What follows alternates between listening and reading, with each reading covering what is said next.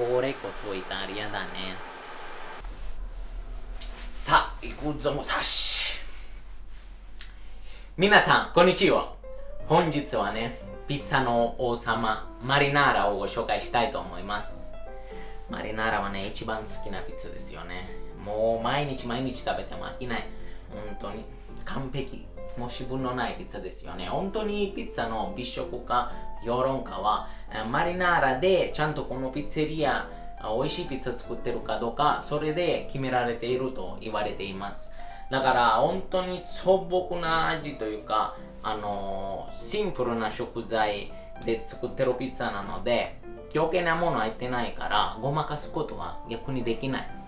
なので一個ずつ食材にこだわって、愛を込めて作っていきましょう。今日テンション高い。まあ本当にピッツァも知名度の高い料理なので使う食材はいつも通り。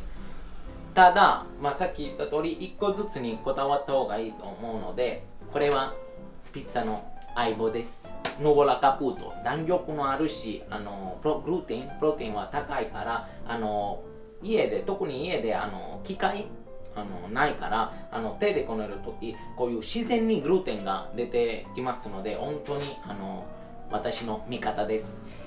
それにちゃんと塩もね、食塩、塩味の高い塩も使わずに、ちゃんとミネラルのたっぷりの塩を使った方がいいかなと思います。それで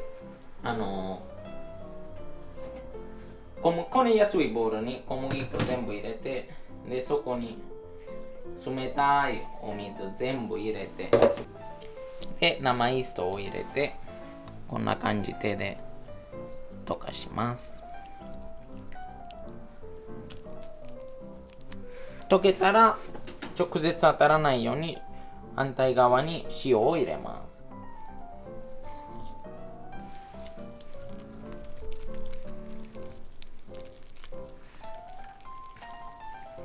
レシピは概要欄に入れときますので、ぜひ参考にしてください。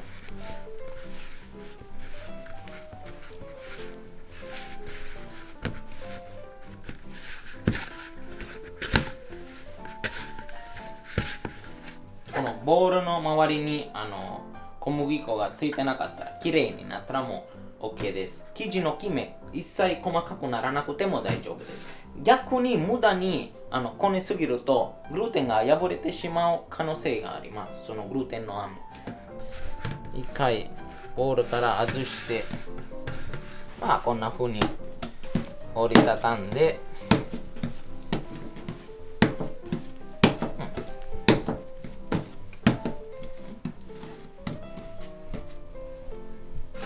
ボウルをかぶせて30分ぐらい寝かせましょう。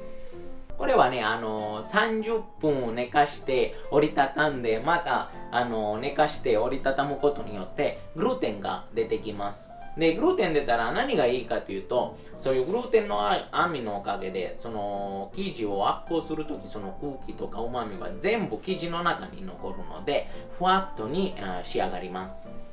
簡単に言うとね。じゃあまたね。はい、トマトなんですけど、オルトマトはこんな風に軸と黄色のところを外して、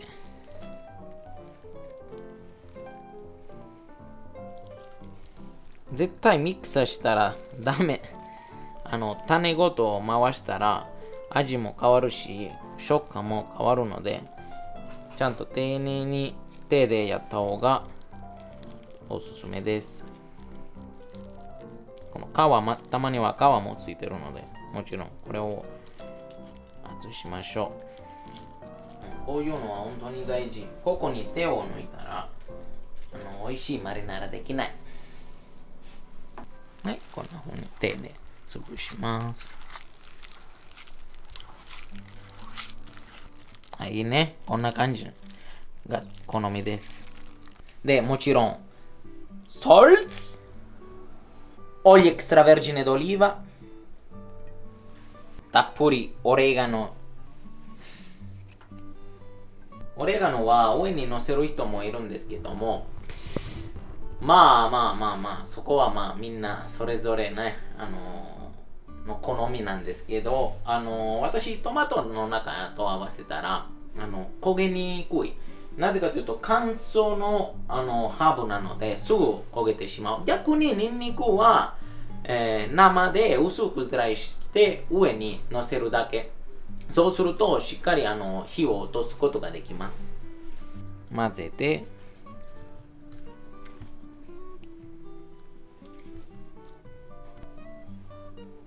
隠し味としてフント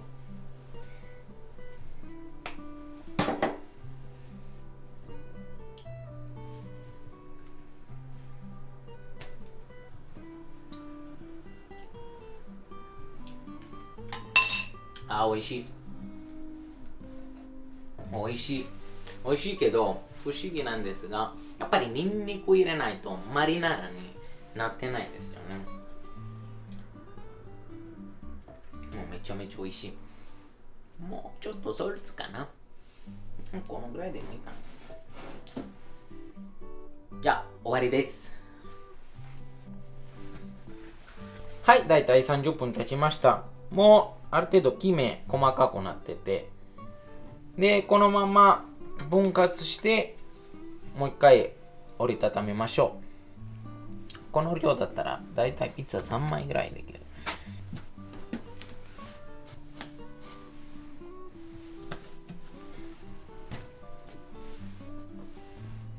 もう正直に言うと生地は全然ベタベタじゃないから、丸める時も打ち粉そんなにいらない。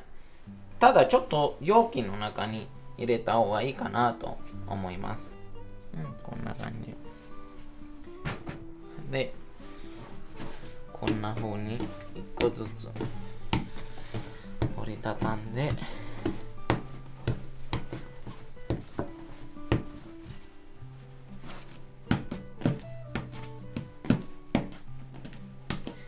場所が狭いけどね、しょうがない。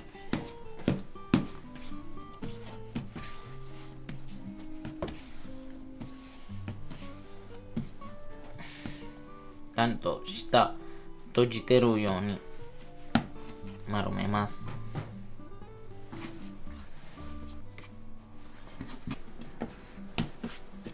料理台にも綺麗やし、ベタベタじゃないし、ちゃんとできてる証拠です。これで蓋して発酵させましょう。そこはね、室温によってだいぶ、時間かかるんですけど、ほぼ生地が 2.5 倍になったらちょうどいいんじゃないかなと思います。だいたい8時間ぐらいかかるかなと思います。で、もし翌日に食べたいんだったら、もうこのまま冷蔵庫に入れて、明日は約5時間ぐらい前に出して焼きます。それではまた後で。これ例えば先日作ったものなんですけど、このぐらいまで発酵しました。すいませんなんですけど、3分クッキング的なものなんですけど、よく分かりやすいかなと思います。で、やっぱりなんといっても過剰発酵よりちょっと手前で焼いた方がいいと思います。発酵過剰したらもうどうしてもグルテンが破れてしまうからね。じゃあそれで伸ばしていきましょう。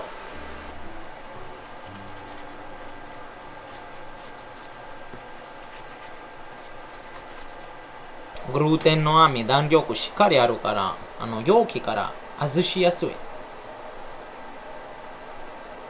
当たらないように打ち粉で、皆さんぜひぜひこの焼き方を試してみてほしいんですけど、やっぱりピッツァはね、ここまでちゃんと丁寧にやってても焼き方があんまりうまくいかなかったら、もう全部台無しになってしまうので、まずフライパンで下焼いて、ちゃんと焼いてからオーブンで焼いた方がおすすめです。ぜひ試してみてください。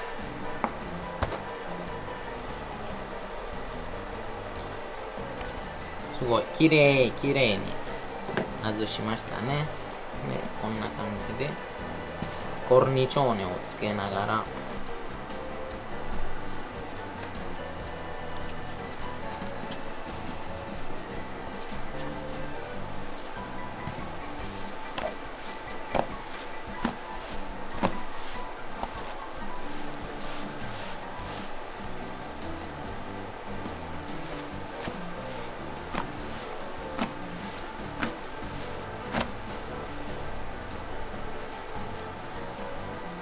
いいね。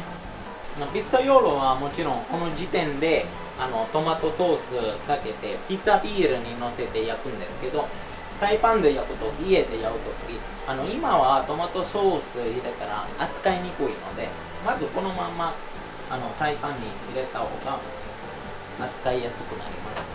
我々素人だからね。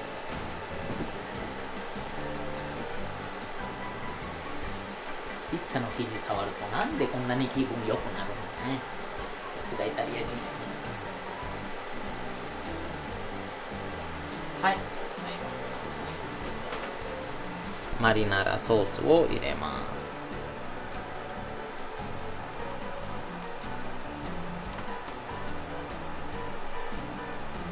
ちゃんとコルニチョーネを残しながら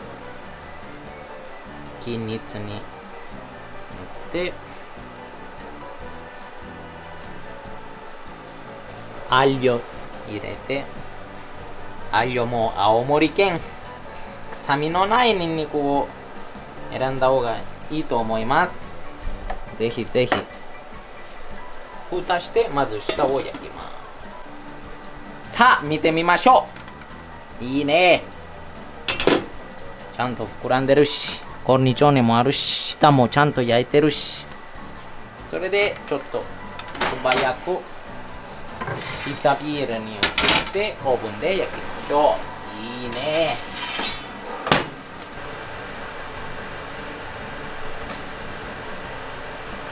さあ、佳境にやりましょう。見てみよ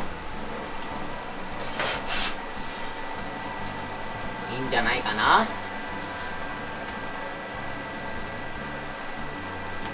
熱いけどめっちゃ綺麗に焼けてる。軽っ。ニンニクもちゃんと焼けてるし、ピッツァの王様と言っても間違いない。で、ここに最後にオイエクストラベルジェネドリーバで、私みたいにオレガノが愛してる方だったら最後にもうちょっとオレガノを入れる。作るたびに感動します。これこそイタリアだね。これこそイタリアじゃなくて、これこそイタリアですよね。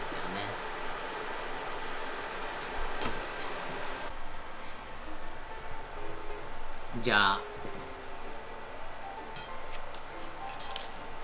そして熱いうちにいただきます。ボナペティト、いただきます。正直に幸せ、本当に。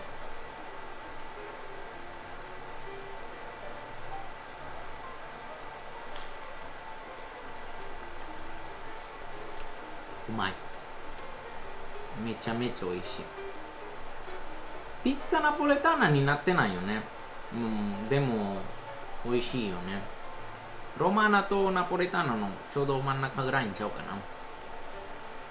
でもこれはめちゃめちゃカリカリ。もうクラッカーみたい、おせんべいみたいになってる。でもう中身はふわふわでちゃんとピッツァの味してます。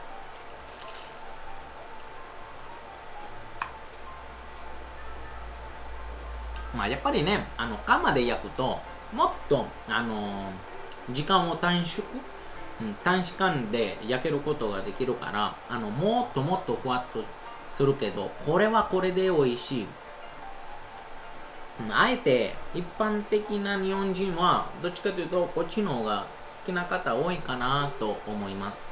ちゃんとカリカリにもなってるし。でも本当にピッツァの王様と言ってもね、過言ではない。もうここに何を足したいとか物足りないというわけではないからね。もうこれはこれで完成です。皆さん本当に最後までご覧いただき誠にありがとうございます。またね。